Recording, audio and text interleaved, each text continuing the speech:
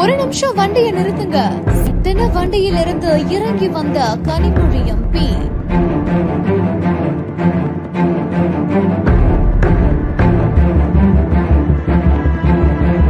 காவிரியை தேடி சென்று செய்த செயல், தண்ணியை பார்த்த அடுத்த நொடியே நெகிழ்ந்து போன தருணம்.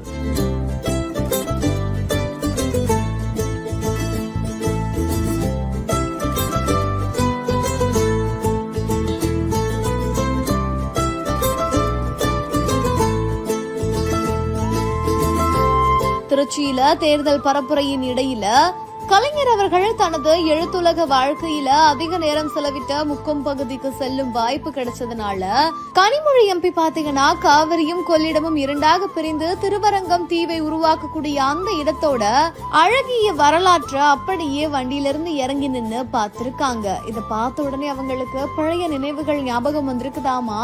இந்த ஒரு அழகான தருணத்தை அவங்களே தன்னோட சமூக வலைதள பக்கத்துல பதிவிட்டிருக்காங்க.